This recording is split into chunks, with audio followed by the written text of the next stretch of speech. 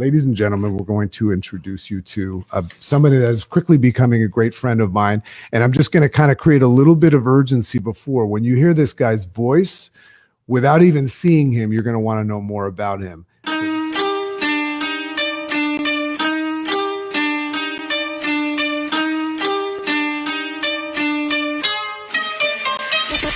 Great morning, world!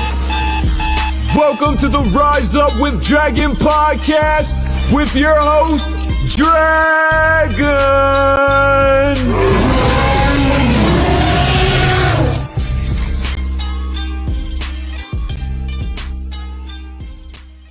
A great morning. You know, I always say great morning as a reminder, just because we are always kind of focusing and observing this program that we run, and everybody says good morning. And I'm like, potentially great morning. So I say great morning to you. Also embracing the idea that we're in a lot more control of how we set up our day.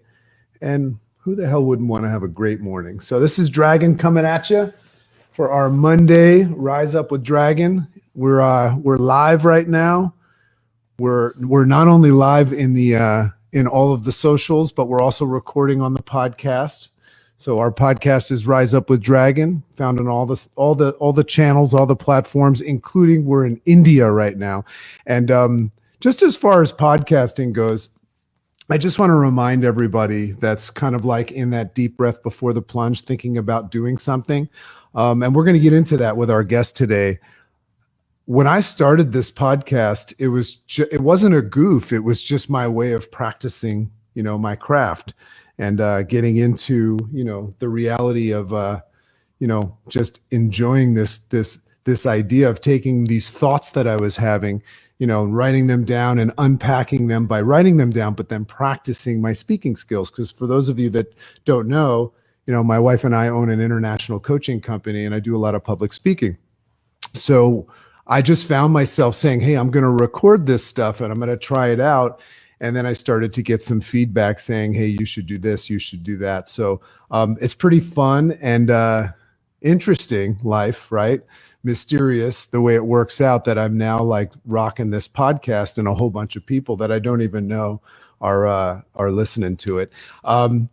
Very special guest today. As you know, I'm a very, very big fan of just recognizing that we don't really have to believe in ourselves to succeed. We don't have to have the right timing. And the conditions don't need to be perfect in order for us to succeed. We don't even need things like motivation.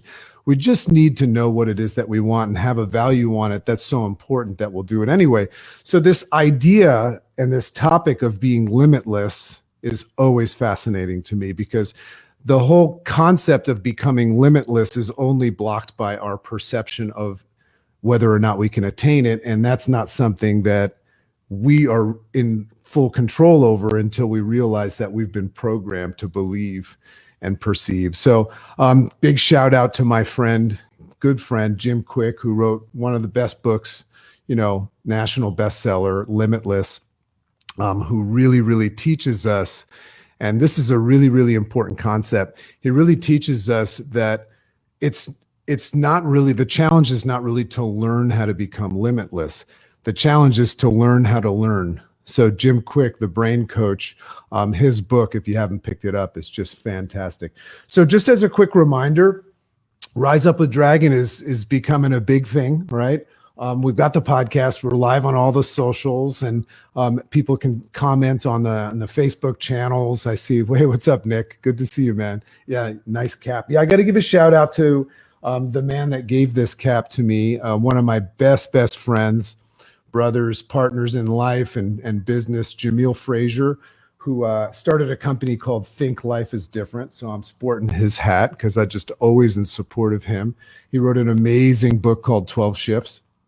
So go get that. And big shout out to Jamil. And consequently, I just started one of those 75 hard competitions where I'm on day one of that right now. And there's going to be like 500 men getting involved in just doing things like no alcohol, no TV, exercise twice a day, once outside, all that stuff. So I've just stepped into that arena. So I'm going to invite some accountability into my life, and just you can watch my face and just watch me change as we go. So we got a bunch of people in our clubhouse room as well. You're listening to this as a podcast perhaps, but we always have an after party show. And you'll see that our guest today, Manny Cabo, is already in there. So after about 30 minutes of the podcast, we'll have an after party show where people that are listening in the clubhouse room can actually interact and ask questions with this amazing individual. You can find me in Clubhouse at Makes Sense with 2 S's in the middle. So let's get into this right now. Limitless, this concept, overcoming adversity, what's possible, and things like that. So you're going to meet an amazing individual. And I'm just going to let you know what it says on his website. That's mannycabo.com.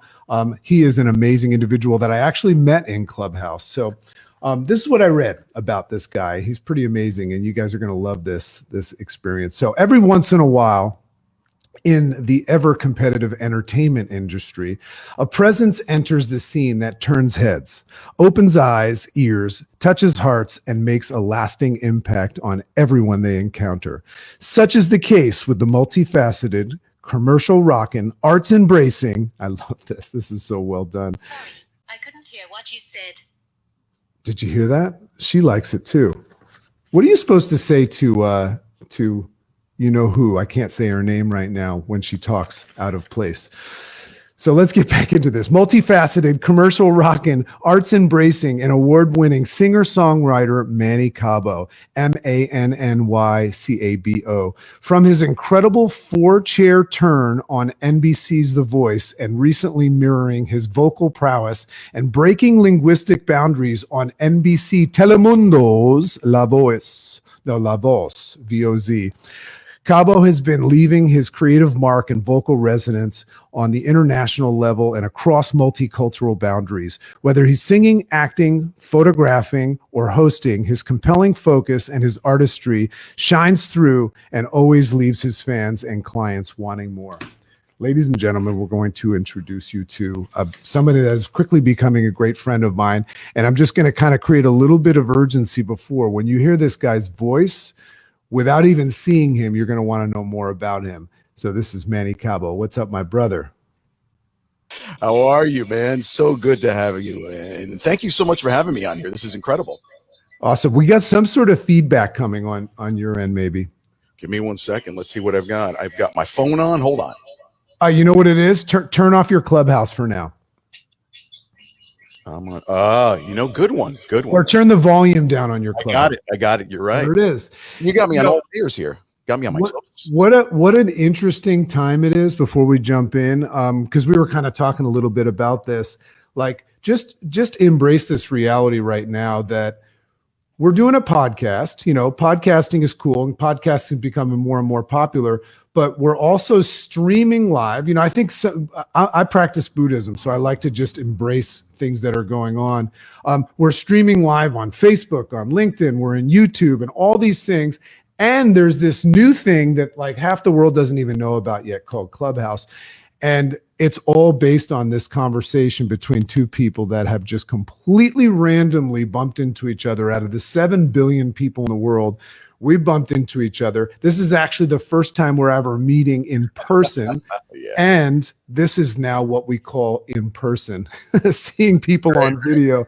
One day, so one of the goals that I'm going to set, Manny, is that one day we'll actually give each other a high five and a hug. But welcome to the Rise Up with Dragon show, my brother. Thanks for having me. Yeah, definitely. It warrants a fist bump at some point, and you're so correct on that, because it's kind of surreal when you think about it, right?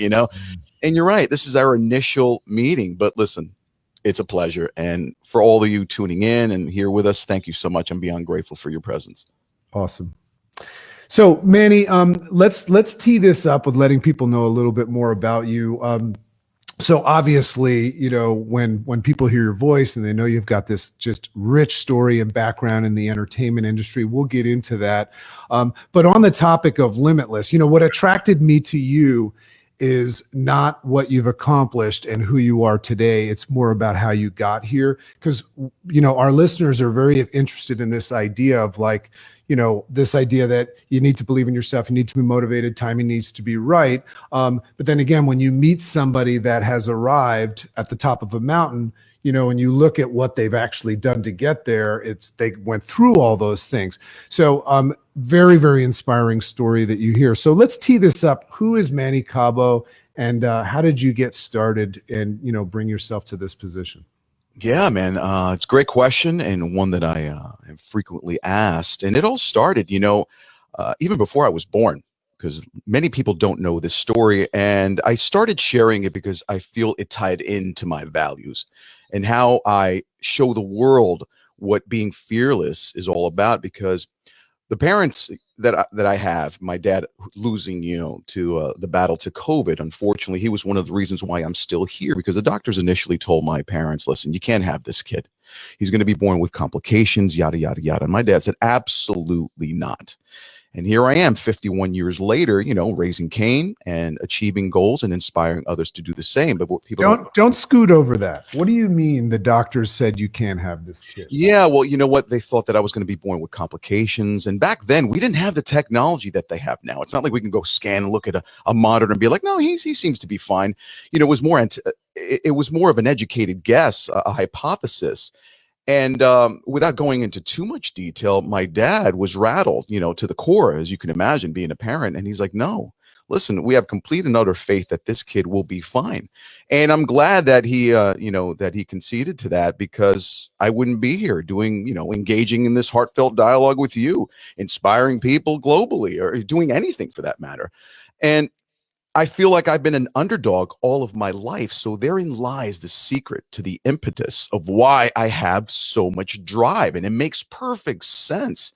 So I'm glad that you asked that, because it kind of, as to use your expression, it tees up everything that I've been able to accomplish because of that mentality, and I'm kind of grateful for it. I truly am. The only thing I'm not grateful for is now the person who kept me alive is no longer with us. But I do the things that I do now, and I engage in everything passionately to keep his legacy alive. And that's the way that keeps me happy. If not, I'd be really busy losing it, because I've shed many, many tears over the past couple of months, as you can imagine, whether it was recording or doing these podcasts or doing a photo shoot. It's been really difficult, but I always remember that, he gave me life, gave me the opportunity to achieve these things. And now I want to instill the value of being present, of being alive, of being able to breathe every single day. Because so many people take that for granted.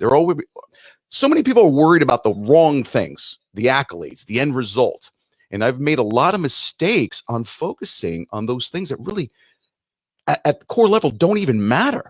And my dad's passing just brought more awareness to that almost toxic narrative, if you will. So I hope that makes sense to you.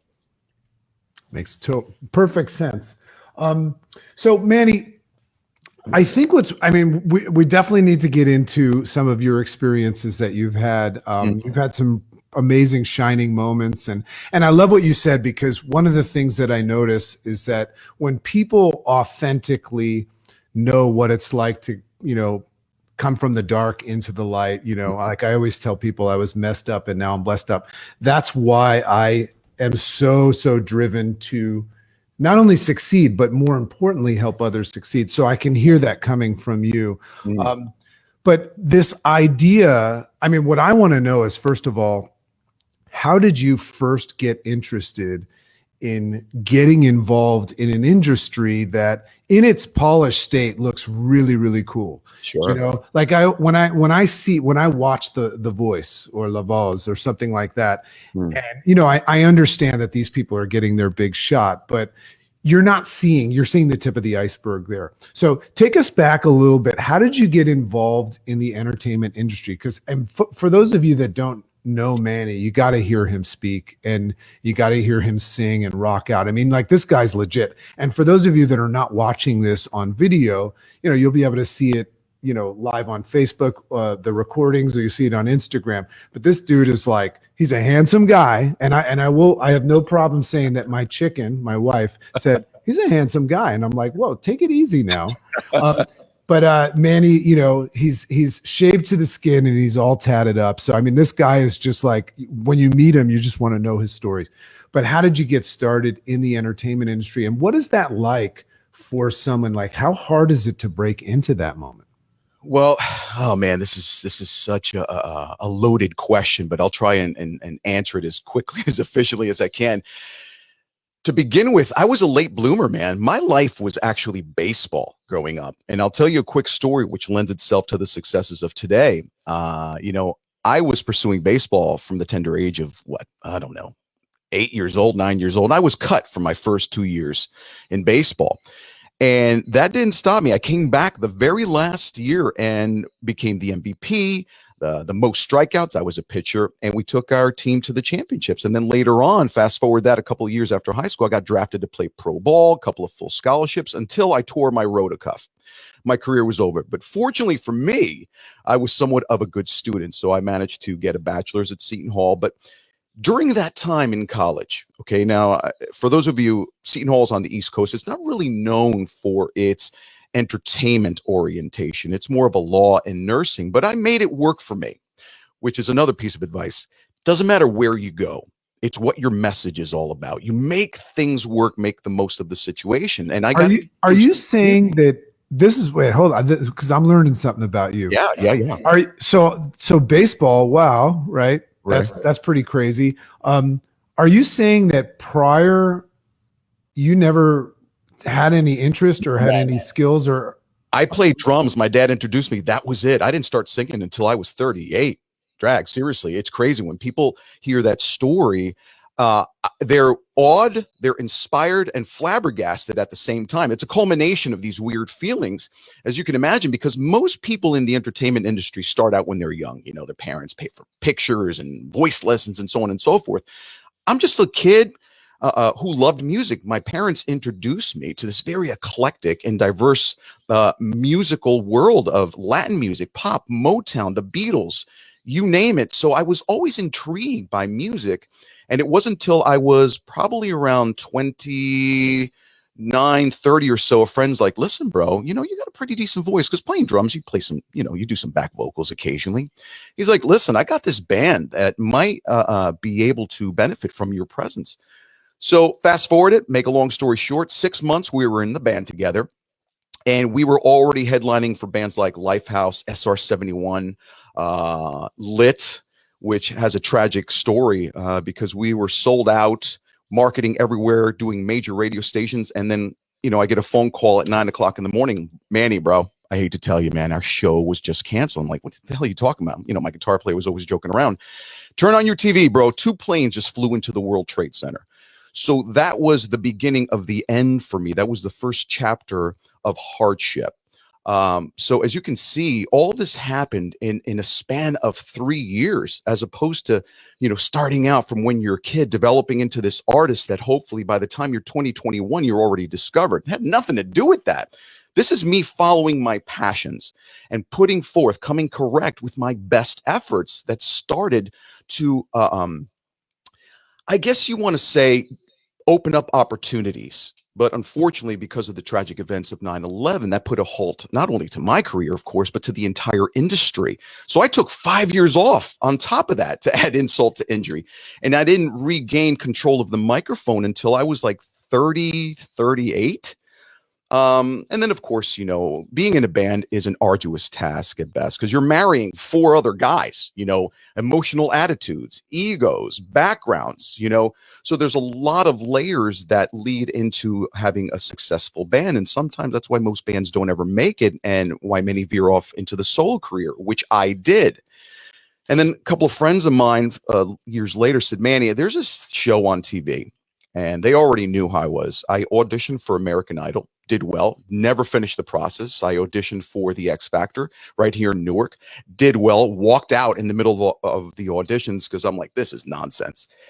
And then I guess 3 times is a charm, because one of my best friends, Mike, at the time said, The Voice is holding competitions. I said, absolutely not. So fast forward another 2 months, and here I am. It's like 10 o'clock at night, bitter cold in New York City. I didn't even want to go to these auditions, And he looks up and goes, Manny, look up. If that's not a sign, I don't know what is. There's a big sign that says Mannys on there. And I'm like, great. Now I got to go in. The peer pressure is on. So I go in there, make great friends with the production staff. They asked me, why do I want to be on this show? And I told them, I can't stand these shows. If I don't, I get my ass kicked by my friend who drove me into New York City. So they started laughing. We're intrigued by the whole story, my transparency about this whole journey. And the rest, as they say, was history, man. I'm on YouTube with NBC with a 4-chair turn.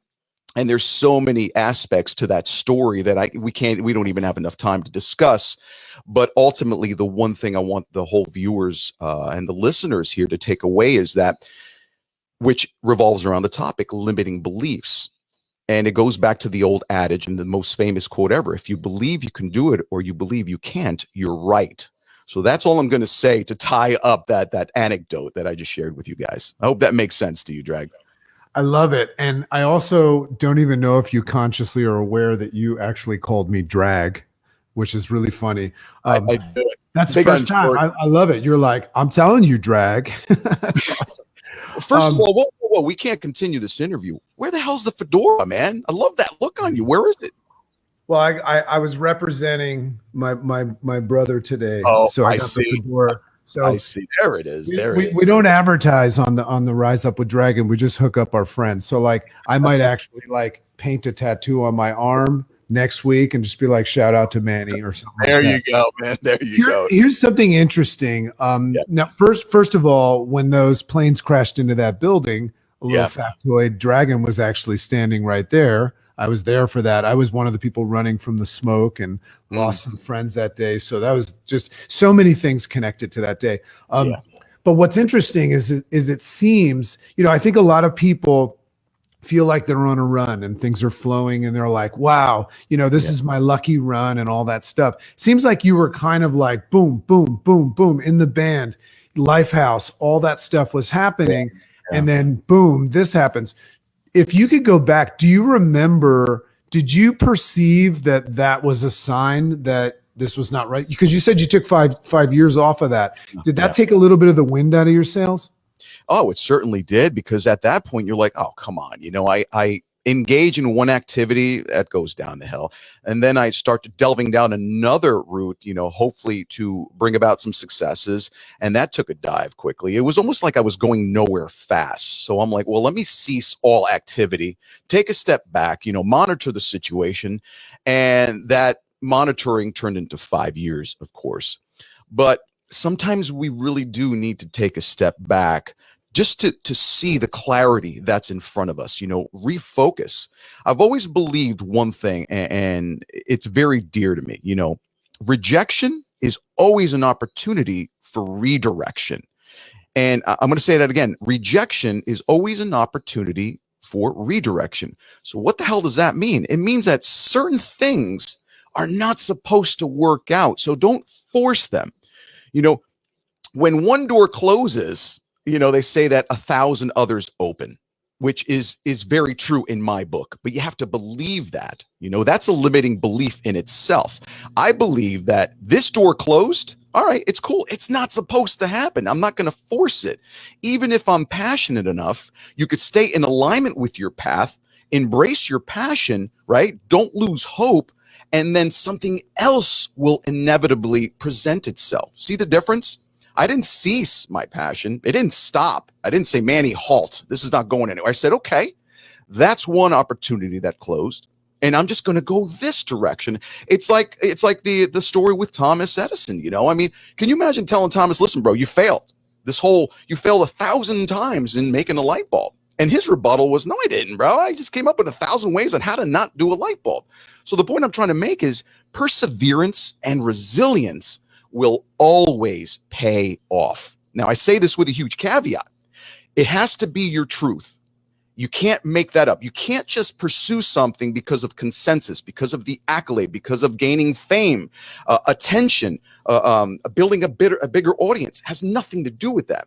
Because when you follow your truth, engage in it, you believe it, you cultivate it. And then on top of that, what I like to do as yourself, I like to spread that message so people can comprehend the validity of following your passions. then that's when things start developing organically. That's why I said, and on The Voice, people surprisingly think that Manny was on The Voice because, like anybody else, wants to showcase his voice, right? Duh. But that wasn't the case at all. You got to remember, that's why I tell that story consistently. I did not want to be there. Here's the thing was so cool about this journey. Not only did I get exposure for my voice, but on the show, I developed what's called the big P word, purpose, because I realized there were like 50 students, 50 friends of mine, colleagues, contestants, parents that were in my hotel room. And here I am, not talking about the show. I was trying to educate them and live in the moment, guys. Forget about the 90 seconds that you're on stage, because if all you're doing is focusing on that, then you're lending itself to a terrible experience. Instead, live in the moment, embrace everyone that's on the show. Think about those moments that you're rehearsing and practicing. Think of all the relationships, the new friendships that you're building here, that you've been educating your voice to hopefully take you to another level. And then their perspectives change. And I'll tell you how I know that, because when I was voted off the show, I had production people crying. I had parents crying. I had my fellow contestants crying. I'm like, whoa, whoa, whoa. What the hell's going on here, guys?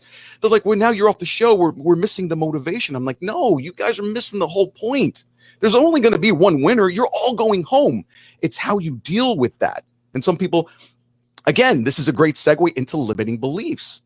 You're not getting voted off the show because you suck. You're getting off the show because it's not your time yet. You need to develop more. These are the signs that are being handed to you.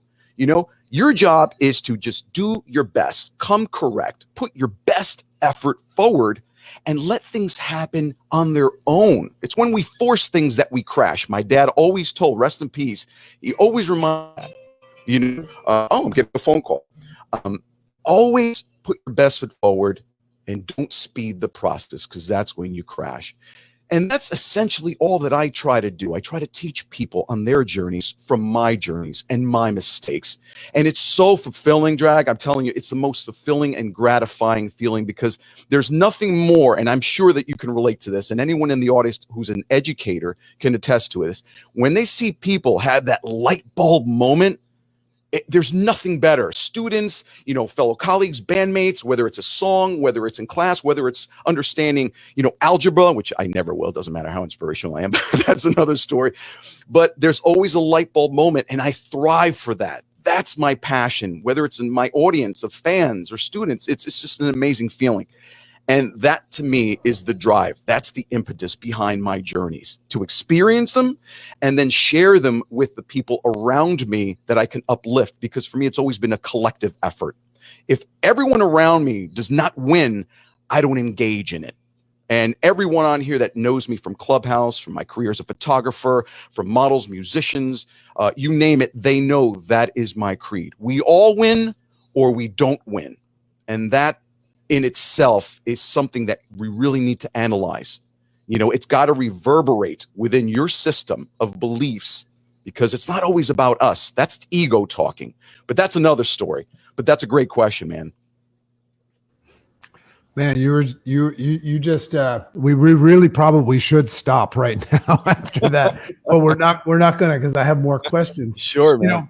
First of all, I want to you got a shout out from one of our amazing Latina listeners. Wilma says, incredible. I watched this show on La Voz. All that happened to you was so purposeful. I do live by the door opportunity. Very cool. Wilma, gracias. She goes. What's super cool and also frustrating about all this stuff that we're talking about is everything that you just said, you're only able to say because you somehow navigated through the experience, because what's really interesting to me, I'm always wondering how things would be different had you not, like you went on the X Factor, you tried out for American Idol, and actually you bailed on those for whatever reasons. And so you had every reason to believe that you're the kind of person that starts things and doesn't finish. You had every reason to believe this is not for you. Right. You probably saw a lot of the undercoding bullshit involved in all those stuff. So here you are on a shitty night, with your friends, and here it is again. Here's this opportunity again. And just for everybody to understand, this thing that happened on The Voice in La Voz, that's not the greatest thing that's ever happened to Manny Cabo, but they sure were launch pads and stepping stones. But here's my point is he, for whatever reason, he says, oh, I don't want to do this crap. My friends said they'll kick my ass if I don't. And ironically, they thought that was cool and said, oh, we like this guy. So it's just so funny, because if we go back and we could like teach this stuff to Manny back then, he probably wouldn't have got it. Right. But here he is on the other side. And that's the whole concept of paying things forward. So for those of you that made the decision today to contend, and all I mean by that is just to step into that uncomfortable, unknown arena of play where shit can happen. Because remember, if you're not in the arena, nothing happens, right? So if you're even in the arena of play and evaluating what's the risk, what's the value, Manny just gave rise to something completely different that you might not even recognize. Is the value might not be the stuff that you get from it. The value might actually be one of the most significant things that we can ever achieve in life is the ability to help somebody else navigate through those uncharted waters when they're unconscious to it. So I love that. Yeah. Manny, I just got to know, just because we're adopting a little girl, and her and my wife are obsessed with Adam Levine. Just give me a little bit of a chat on, because I believe you did join his team, Adam Levine. Yes, I did. What's that dude like? Adam, I got to tell you, Adam is ridiculously talented. You want to talk about handsome? I don't think there's not one girl on the planet that doesn't know who Adam Levine is. But Adam is so down. You know, I tell my wife, I said, if I did go to the other side one day, it would probably be with Adam Levine. Yeah, I wouldn't blame you. Yeah, it's so funny. But the joke was on the show, he shaved his head bald. So the joke was on him because everyone's like, oh, man, you even influenced Adam Levine to shave his head. So that was a cool story that was being filtered around. But Adam was a great guy.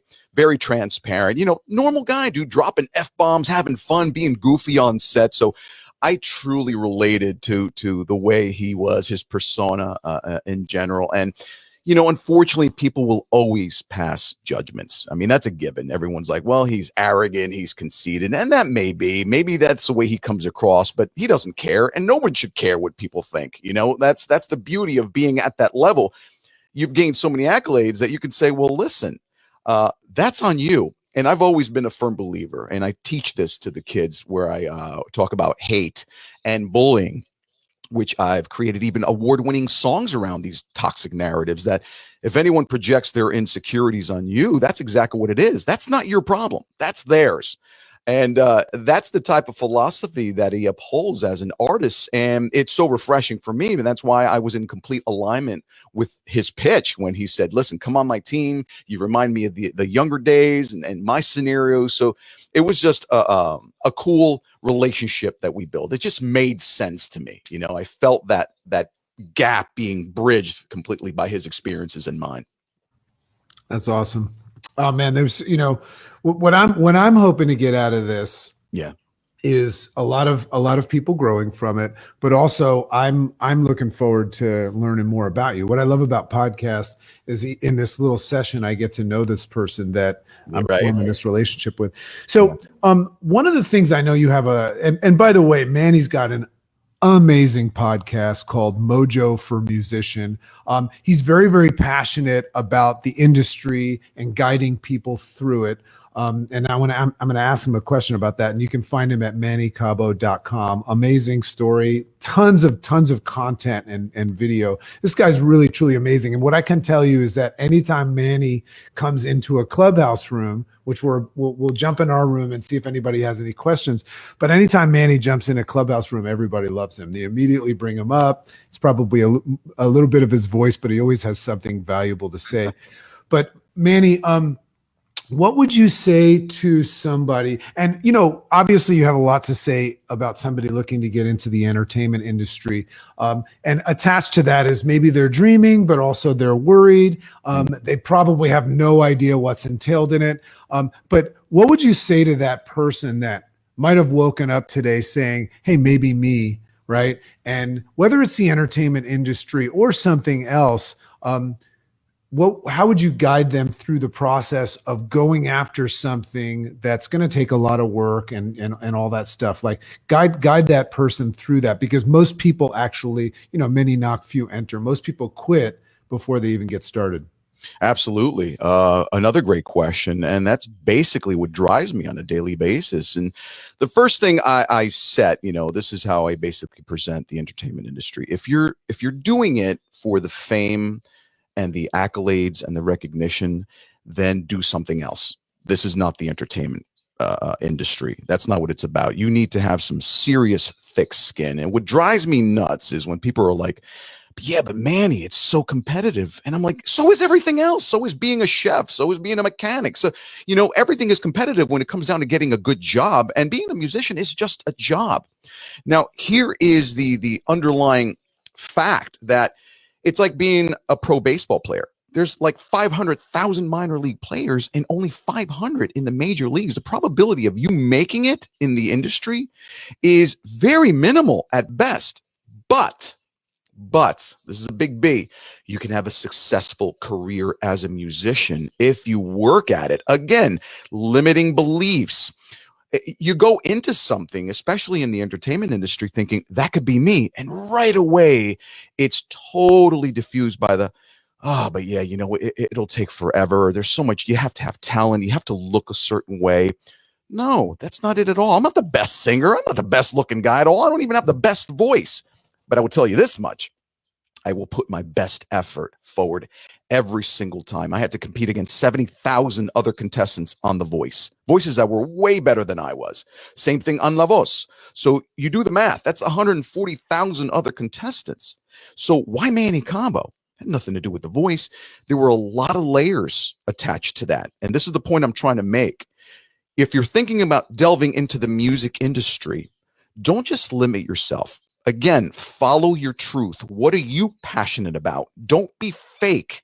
Be yourself. It's so exhausting trying to be someone else. And people in this industry could smell bullshit a mile away. Plus, it's like telling a lie constantly. You forget the lie that you told. There goes your integrity. So it's all the same when it comes to the industry.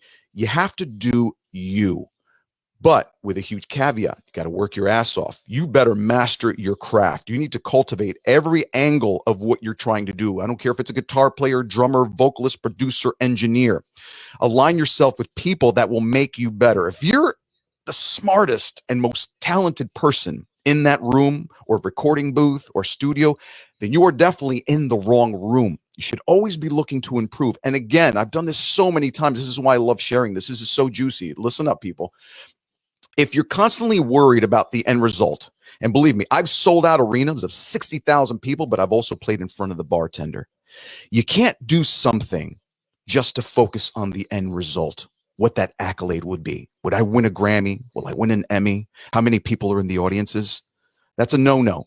You do things because I absolutely, unequivocally, emphatically, religiously, pick an adjective, love what I do. I rock out a stage, whether it's one person, whether it's the janitor, or whether there's nobody there, or it's a full sold out arena. I do it for me. I love it. And guess what? The most incredible opportunities have risen because of that attitude.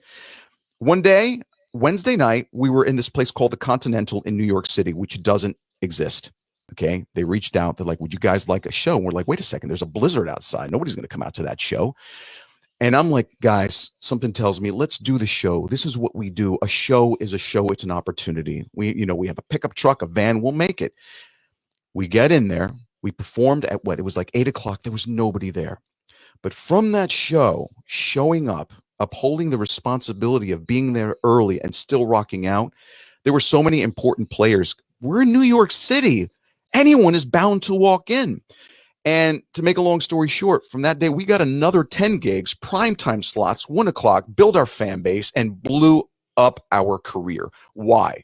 Because you didn't worry about who was going to be there. We worried about performing to the best of our abilities. That's the key to succeeding in the entertainment industry, because when you do your best, you will align with other people that are looking for that same relationship, that same refreshing vibe. that scouting, that model directors, that tour managers, whoever the case may be, are always looking for. That's where they get the term the next big thing.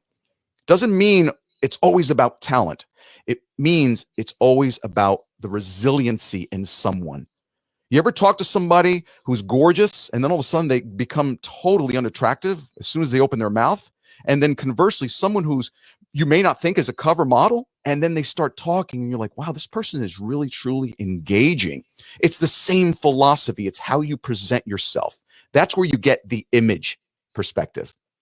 So I hope that ties that up, and that makes perfect sense, because it's all about resiliency and following your truth. That's it. That's the successful thing, because you may not make it. You may not get a Grammy ever. You may not get a Pulitzer Prize, but people will recognize you for being honest, for having integrity, and that will open more doors than one award. I've got awards behind me to save, from here to next Tuesday, best vocalist, best artist of the song. I give away these awards. That doesn't define who I am. You're only as good as your last performance. You understand that? You're only as good as your last performance. When I was on The Voice, that happened 5 years ago. That's out of sight, out of mind for me. I need to keep that level up. I've raised the bar for myself, and I love a good challenge. And that's what holds people back. That fear, limiting belief, again, great segue, that people are so fearful of not attaining that success because it's a consistency element that you need to uphold. But therein lies the juiciness of this industry.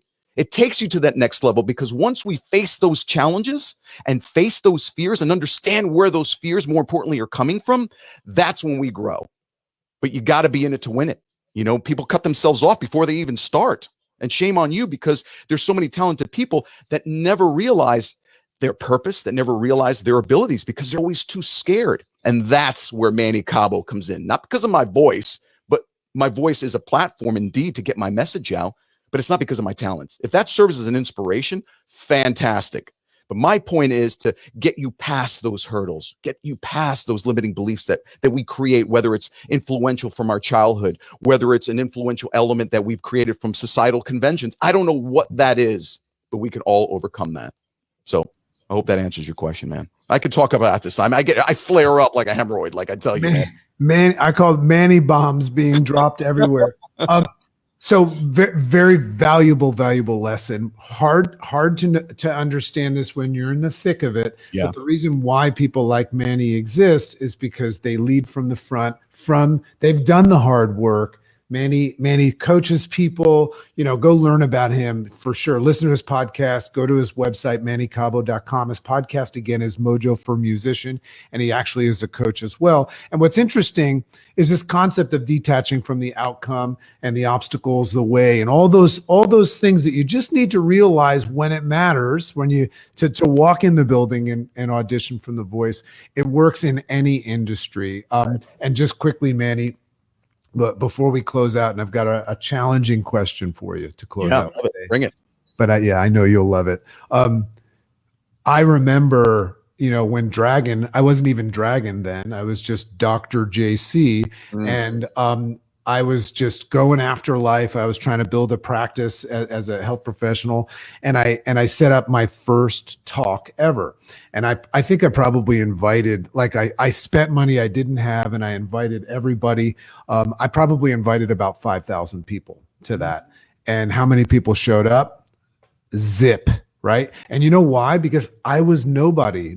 All these people that I was inviting. And I remember I was sitting there, I had food out that I couldn't afford and all this stuff. And I had room for about 60 people, and not one showed up. And I remember I called up this guy that was my mentor, and I was just at a low, man. I'm like, nobody showed up. I did everything right. And he says, do that fucking talk. Right. Yeah. And I was like, what are you talking about? And he says, just do the talk. So long story short, I did the talk in front of nobody. And by the way, that was the best talk I ever gave. I'm sure it was. I can't prove it because we didn't have recording. Sure it was. But ironically, 14 years later, I'm on stage doing similar talks in front of almost 15,000 people. So just, I for one completely concur with everything Manny said. So Manny, just to close out, and then we'll jump in, and I see a couple people in Clubhouse have their hands raised. Sure. Manny, What is Manny Cabo afraid of? Consistency, man. Being successful, it has different meanings to everyone. You know, some people it's the money, some people it's love, some people it's the possessions. For me, the one thing I'm fearful of is that consistency, you know, being at a standstill, stagnant moment where I don't know where else to go. But I will tell you this, I was never afraid of anything in my life. And this is full transparency. This is the first time I'm talking about this, actually, just to show you that you just have to be real with yourself. When you're real with yourself and your audiences, they tie into you that much more. Since the passing of my dad and witnessing what he went through, I lost him in a week and I thought he was going to really come out of it. And then seeing my wife suffer terribly for about 25 days. And then the last week when she started coughing was getting worse. I can tell you one thing right now. First of all, I wouldn't wish it on my worst enemy, but I'm afraid of dying, but not for those reasons. I'm afraid that my legacy will not be fulfilled because some freak accident like that will happen. And that's on me because, again, this is just a fabrication. And I promise everyone out there, just like I teach it, it's a limiting belief that I've created because most fears derive from those situations, from experiences, from emotional turbulence. So that caused a limiting belief in my whole anatomy.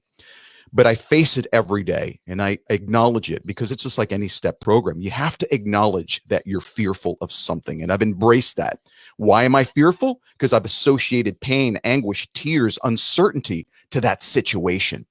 So the more I face it, the more I talk about that experience and share it with my listeners, the more therapeutic it becomes. So hope that's a lesson that everyone out there listening will learn. You have to face them. Not only just face them, that's not enough. You have to understand why those fears and limiting beliefs come about. So I'm glad you asked that question. I guess this ties this whole up because losing my dad is the biggest fear all throughout my whole life. And now it happened. I finally reached that. Now, I guess the issue is dealing with it. And I'm dealing with it like everyone else, like the people in my audience. Now I feel like I relate more with my audience. And that's even more refreshing because now I take myself down and put myself at their level. And now we can grow together. And I share my experiences because this is late in the game. It's like 51. You don't have these fears, you know. You're like, okay, well, I lived a good life. I've had some accolades. If I go, I go. But there is so much more that it's given me. It's igniting my fire to continue his legacy that much more. So the fear that I have is not being able to communicate with more millions of people to help them face their fears. And my dad's passing was almost an epiphany for me. Now I have to continue living, be healthy, be passionate that much more, you know, align myself with people that can help me spread my message, get on many clubhouse rooms to share that. Because in life, always giving, providing value, providing service will yield some seriously positive ROIs on your time because you got to uplift people before you can expect anything to come into your life. That's just the way it works. And for those who don't believe it, I could care less, but that is the truth. If you want something for you, karma is a beautiful thing, or it can kick you in the ass. I prefer to do the former, you know, and just keep elevating people with my journeys. And my dad's passing is certainly a journey. It's a hardship, but it will also help me help others overcome their fears in similar situations. You know, my biggest takeaway from, and by the way, just so good, man. You know, I have to be honest with you. I knew you were super cool and I was like excited to hear your stories, but I didn't know a lot about you. And, Yeah. you know, you just so much experiential value that you provide. My biggest takeaway is this whole concept of limiting beliefs. It's exposing the fact that we all are trying to avoid them. Mm-hmm. We're all trying to avoid things like risk, obstacles, struggle, right, and limiting beliefs. But anytime you meet somebody on the other side, because God has mysteriously placed everything that we desire comfortably on the other side of a big steaming piece of shit. Exactly. And so that's a guarantee. and that's out of your control. That's the way it is. So what is it that we have control over is how to navigate through the shit. Go under it, over it. I recommend not going through it because it smells, but sometimes you have to do that as well. So what my takeaway is that limiting beliefs are necessary, because without limiting beliefs, we would have nothing to overcome, and overcoming challenges is how we get there. The obstacle's the way. I love it. So everybody, please go follow Manny. This guy he's 51 or 52. I'm years old, man. So Dragon is going to be, and I'll show the pump. Dragon's going to be 50 this year, and I'm fired up, man. I'm embracing the suck. But anyway, guys, go follow Manny. MannyCabo.com. His podcast is Mojo for Musician. He's not just talking about the entertainment industry. He's bringing this stuff all the time. Manny, thank you so much for being a guest on the Rise Up with Dragon show. And we're going to move over into the clubhouse room for a couple minutes. And I see some friends in there with their hands raised, but thank you, brother. Such an honor. Spend time with you. Pleasure was all mine. Are you kidding me? Any time that I can discuss and have some heartfelt dialogue with somebody who understands and who's willing to spread some positive cheer. And I guess I should call you Dr. Drag. That's a pretty cool name. That's a great stage name, by the way. Nice. But thank you for the opportunity, for allowing me the space to discuss my journeys with your listeners, man. And again, man, it's been a great time. And anytime you want to do this, I'm all for it, brother. Hey, everybody. As I always say at the end, if you learned something today, remember, give it away. That's how it's going to stay. Love and appreciate you all. See you on the other side. Peace.